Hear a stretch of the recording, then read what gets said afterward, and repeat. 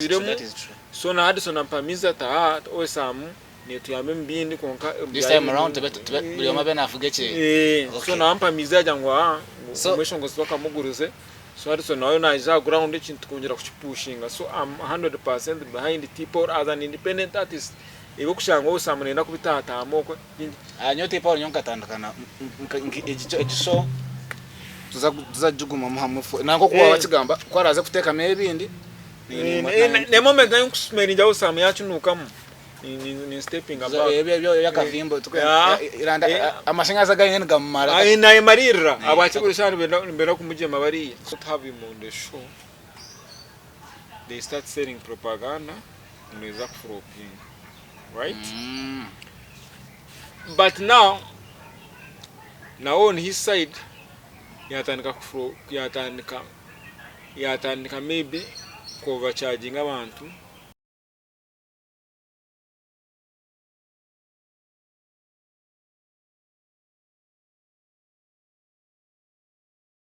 spending watching yes, all right. Abakutere bakore Media TV. Yes, amazing Brady Sparks in the camera. Thanks for keeping up with us. Straightforward. It is over in our recent mugore. The record holder. Acha record wachire tukachukuhie. Ebya record Ojiro mu university ina je banyetasa. Kuza rero bya university ni shukrani yargo yanyetasa. Kasa tumakota mu university mawa no yo konka okota wakoria soho wakari mu university wakareba ngo nambasize ku kitero wanje kura mani gakweta gari mingi agetsebo sa omukubare ibintu byawo so yanyani waginyihiriza na ryasa so shukura ntu wakwakora babare kumuhereza ngore yakasho obati yasiye bitini sabingai so dane MVP yakwachira kagamba Instagram ni ngore sizene bakweta emeritus MVP tse honore title so ati ebine bikwiza byona anyway emeritus kuza kurubona ukakora osho inyuma so twagikora twazaye twarebere twabereba ebyabande ba shreke ine side zibiri ite bitwarebere tuyo twashangira social media abantu bajya shreka for oping no abagamba ngo ekafurome no maro abantu ko abanyi binyumba kuchira kuri se kigambo drafts all your social media, you know what drafts means because usually kumtira gwiye naza on Facebook I click on different profiles abantu bakomenting on such a scenario banari a profile yo muntu deba ngo ndona commenting n'umuntu wenyuma mononga and anata kwetaga response yanye but because I'm indebted kushobora abantu kutuma na responding to them, but most of them they are so ignorant about how things move in the entertainment. So nada kueleza the overview. First of all, they were not there. That's a challenge ya journalism. People report things which they don't have facts on, because you can't say it's a flop and you don't show any footage of a flop. Already footage ya flop ekabetaro. Konkana nabona bagira ngo footage ya yo gira ngo ikaba successful na ekabetaro. So which is which. No. But from the eyes of the people who attended, and I think those for them, how do they measure a success? How do they measure flop? They must have been told. We get it. So you need to put the indicators measuring and success, in flop. Then we can benchmark on. Because me, prior to the show, my success is when I have all the top artists at the venue. So you never get about the crowd? The crowd that came was overwhelming beyond my expectations. Because like I told you, it can even and I sold enough tables. Yeah, so tables on us narabanta baguzire no more tickets bakana bamara then abizire nke by the way, because abizire nke by the way bakampereza almost 1.5 or 2 million abizire nke by the way batari plan bataba baguzire just support just know bakaza ndo ndabashanga atari yo vibe So the gate corrections kazi around 1.5 1. The gate corrections abantu bise ngufta amekeri emitware ebiri dena bawe keri etano. Yeah, then abetano nibinja bizirachi aba banakire because abebiri like I told you my people were those of 200k and emitware etano. Those are my people. Kandi bo bayibijurachi then abayembaronda vibe nabe church ebiri.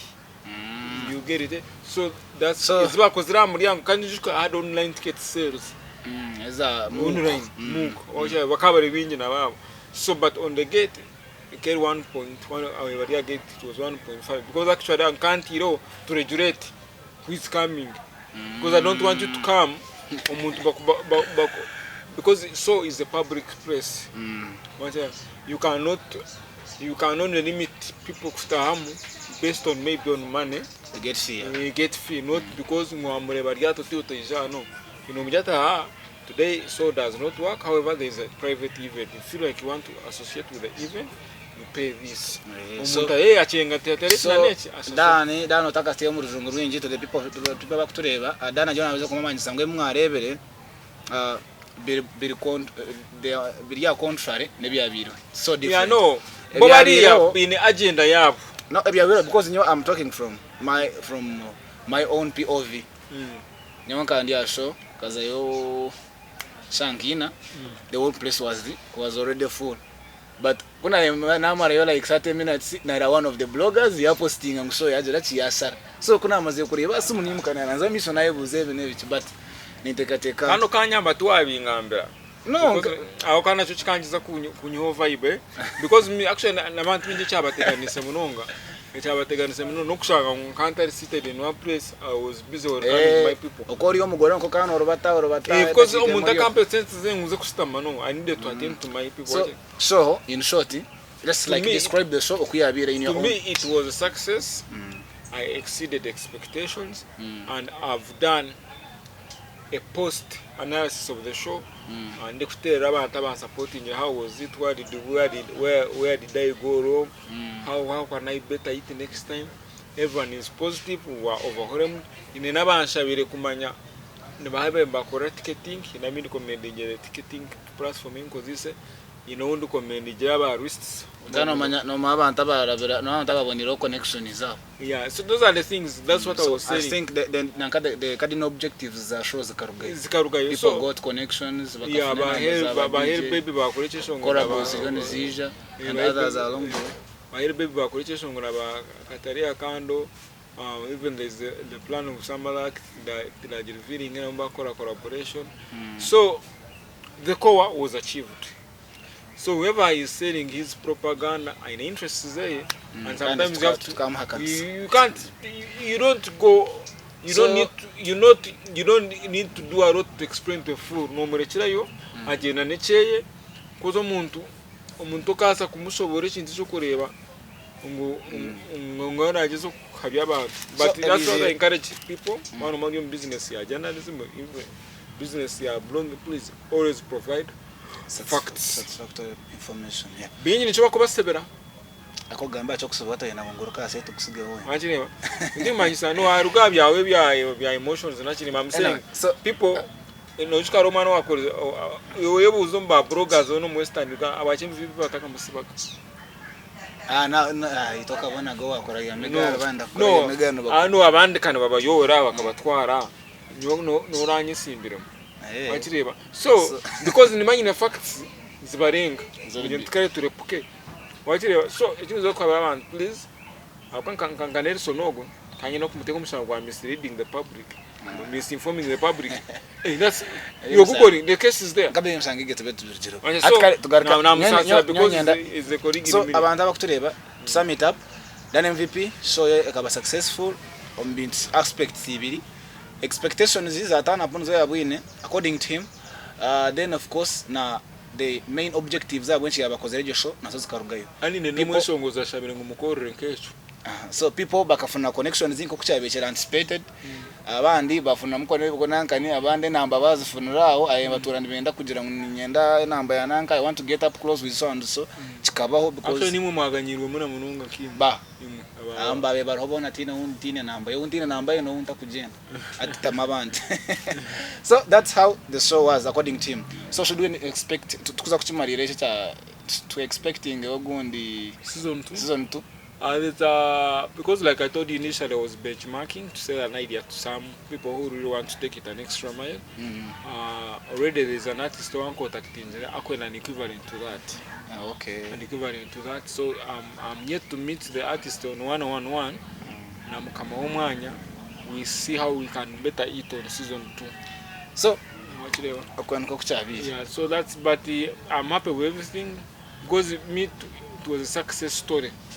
Okay. And at least in everything images in each interchange jinkubasa kushikira kintu yes I did this ni amwech period ancho toine kuchisobora bari kuri on the other end. So guys then still tuchiga nsonga ya shows muna kama shows even before yours and after yours akama shows nyingi ezimwe eza floppingire ezimwe za kozire. So how shows za Western Uganda nazijaho negitaga yo jangu it must flop anytime. Like umuntu na organizing a show and the anticipation abantu chibako expecting amangu it's going to flop. Na ebintu yona bikatandika free concert ya roji ku ya flopping because they expected him to be the basis of success in the region. Kandi bashanga kiri contrary nakora ati kintu cyawusha abantu bakabura mwachewa. So that's why na statement ya MC Kachiche yakolise while in Kampala that if you must have a success statement dejo nkabona abantu nkigana bakonteresa mbakujangu mazumagaranga ngwereka kutorabya megari ngu statement ekeriga ya MC Mariachi ngwakana garuko mbigambo bya MC Mariachi. So Kacheche me akoti mwaje gambe no Kacheche tukichiruzangana ngo icyo kintu tukiheyo kati because nkafana footage because nkafana footage ko rwamo nanka na NBS bakangu akana kotinge bigambo byachi ebigambo bya MC Mariachi zakigambo kukuchimanyi wolire oriyo kwawe akasate ndire watire new statement ya kurugire kigambo kikashi yagambira rya kale kigambe sebo kigambe mubato inaroiji embarara oba werimba na so buri omwe yagoma na tomera na mukozesa wachireba. So if you come out as a person who does not have him on the show, they start selling propaganda and exact flopping, right? But now on his side yatandika maybe overcharging abantu, yatandika kutayembera zo kufrustrating abakwemba mwenda wachireba ho nkaba kana abantu abanje no kuinvestinga other artists. Because now the challenge is because at Omulimbara there's still a huge gap penetration, especially clubs. Because right now there's no artist from Western Uganda who's dominating in bars, whose music is dominating in bars. The gap is still there. So omanya gwaba DJs identifying new talents abari good bakaba pumping bara bakaba alternatives to Reggie who's already big in mainstream baba chitegeriza bahereze hita ibara playing when yataka bahire because actually ba DJ bambara cannot give another person DJ mbara to play a song it's already dominating either on mainstream media TV radio na za TikTok wachinewa ngo bajamba mukora wabe or Sparks amanya gange DJ Sparks amanya gange so barango basako branding so by exploiting right na mumbwiro bwe no yoma kwenda kutambura amashanyarazi gachi gicishongorecho. So from that time they've not created a song in the club, so banga ku investing other talents they can push through club sporting talent. So at region no yagumana ba frustrating roko because takubetaga murundi. So nabajireba ngo already atari nabo bakatekinga echo. So that's how hijire muzabasheshe. Medo taxi. Medo taxi ugo murugo. Shows kazi riziti. Nyamugambe ekaba for medo taxi ekaba for pinga akaba successful. Mani maisambara ati medo taxi yagitwara umucyama ati one is not counted. Mana dano gitwara. Ati medo taxi yarwa yaza ntungamo. Uze kumuretinga no muntu akoze umusita. Kare basheshe. Wacha ati medo taxi nakantungamo is a trading center, is a town council, it's a it's a municipal council. It's a municipal council. But it has people. It has people, but now we are rating shows in a state. I've done shows up to Meramahiro. So I'm trying. So Melotex, you can't rate him now because the shows on state. Rika Rikachi Omuntakwaro and Nortaro Iraq, because I come comparing Nortaro Wakon. At the general order of Iraq, I'm comparing a general order of Wakon. So Melotex out. Tankena our Jerome Rima so. Bashesh DJ Mats Bakanga. Normally they never believed in Omega. Even Hajire such words everything Omega Chakobaro it has to flop. Because pushing yes, campaign so so they never believed in Omega as a headliner. As an MVP kuna mazere kumblessing hajatu Omega this year is going to headline my even man katanka pushing my thing in June my celebrating MVP najan I'm going to use Omega as my headliner because MVP kuyamaze kumblessing ngo headlining ekintu sheye atubona benda kutapinga amashanyarazi gachi nga MVP ko kublessing gachi Omega. That's why bananka ba amati akabanza contactinga Regi ati nyina abasheshe festival plan cingira umubiri ningira by then Regi akafune booking ya university in on a Saturday because DJ Matt Sakarochi kana bo yareba amana atachigine muri mbara because of flop ya festival wachirebe yabere free wachireba so echabiro yakorachi yagamba ngo DJ Matt Taro are booked. Wachireba so DJ Matt yazare gerege yaje contactingira Omega nka alternative ba management ya diagram ya yata bare chusureta yo numukoro gwa MVP. Wachireba now hizamu endizo no majestic kane kora grand opening. Wachireba abantu bachari baje minkusibana wenda kundabe nyuma ngo bakoze Omega grand opening diagram yabajyangu no twizoko aba MVP right ati baronda ki baronda kuza kuronda ba kitaka ni kitaka no umuwa dawo ni kitaka so kino zo kumanyisa ati so no reba they failed to invest in alternatives abako basakora ki so that's a challenge of flop so nwarebera mu because of that statement banga kumangu naona aba exhausted abantu bamutama kumureba buri shaha and which is the which is wajire so hiza mwendizo so ya gravity nura gravity akayesibira Regi buri shaha a press conference munaona amureta a press conference kumugite naho aso yambara yagitinaho yamperforming yo mu yari yantonde wachireba nora kutina yukuri wachire because now because let me tell you amanda bakukira njina nimbagambira ngabaja if you want to be a successful promoter of music business yambala create diversity, create alternatives.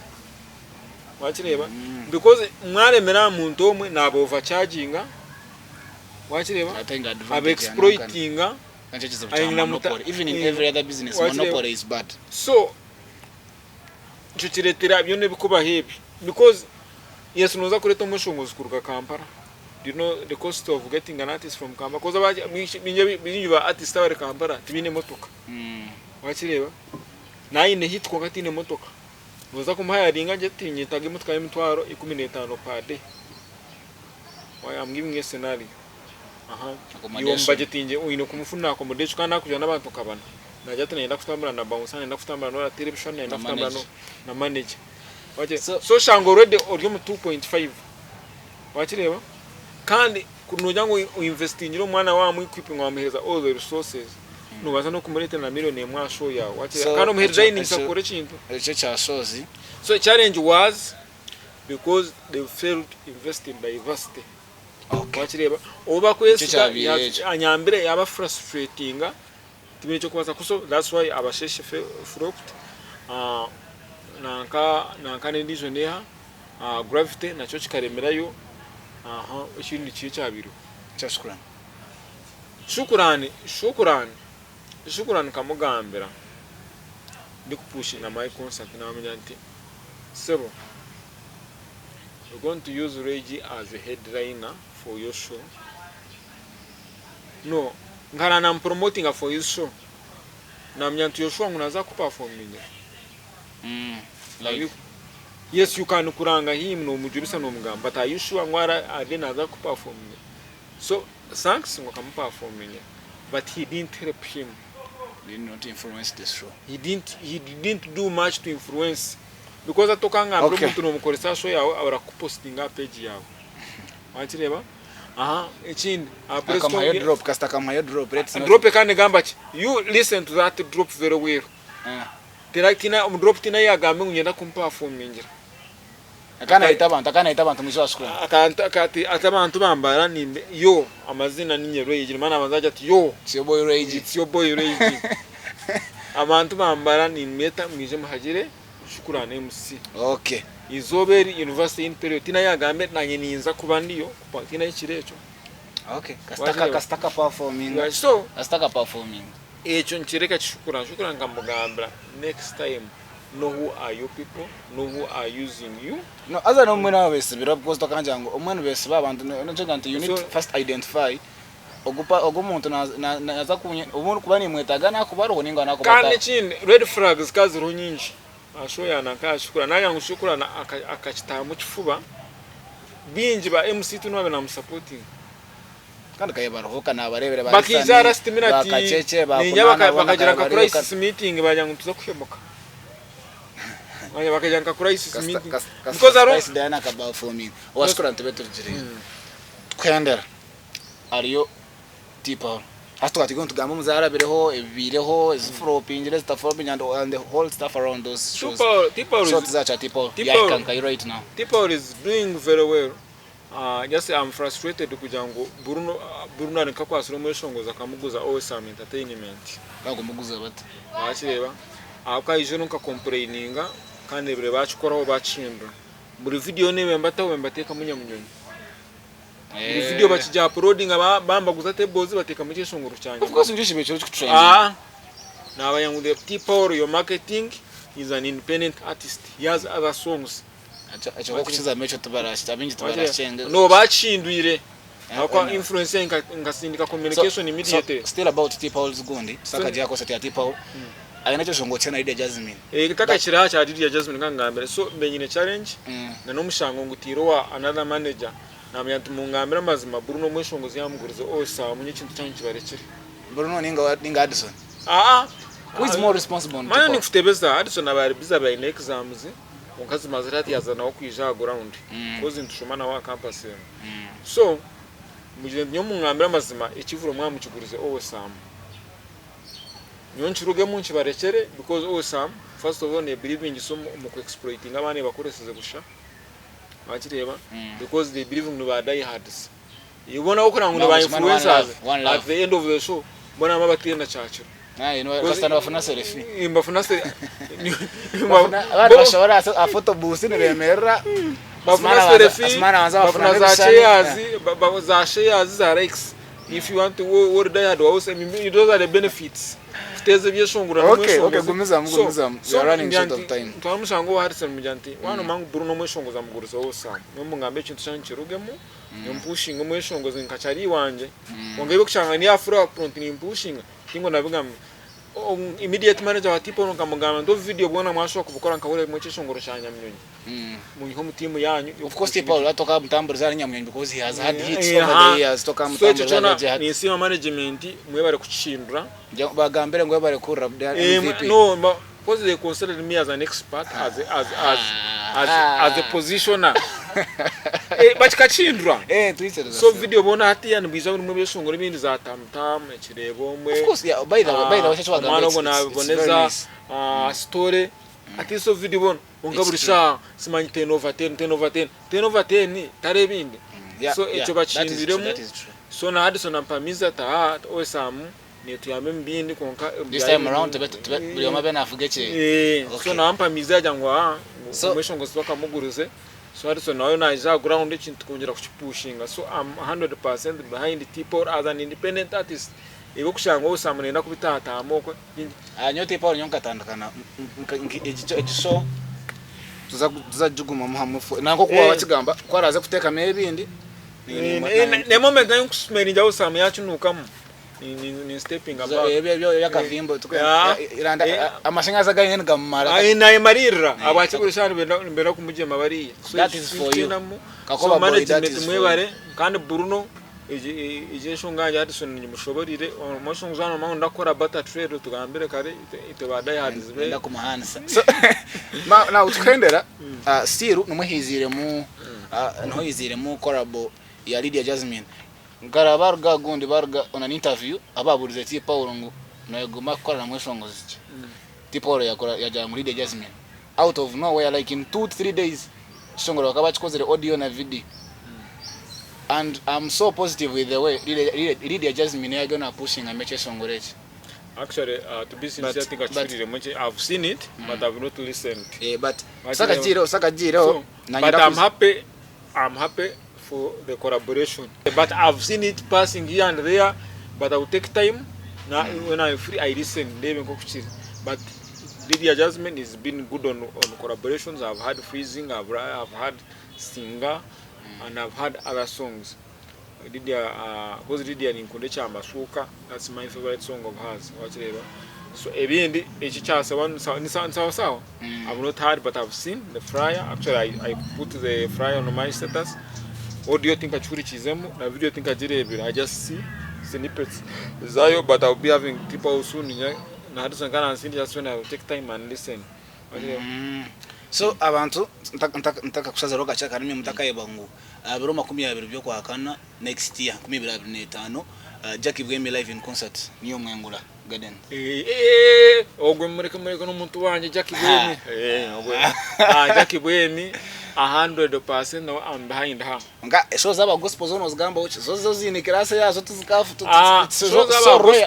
it's so rare because atunga Jackie Bwemi ate automatically success bono ramba jukora setup yembaga so you can't easily know be have in a crowd abatine gurana kwangana mangu so yawe flopping ni cha dom cha maro wira mwanya eda bakama baveni mbaje mutumu kuchoza mutaka tushafiri ibintu waza kuri abantu bivire kwangana mangu shazire bono zaveni usanga dom ejo but you want to breaking your ebiro 20 egabe Easter by the way it would be an I'm behind Jackie Bwemi no muntu egabe Easter that's all full support egabe Easter next year Jackie Bwemi will be live in concert so akasente tukamanyiro karabe kemerire but njabana notaka no saving mpora so Jackie Bwemi so ebigambo bya meruchire but me have done a lot for music ya Western Uganda for you may not believe in the MVP but so many people believe in me and recently I've been behind the project ya Stars and DJ na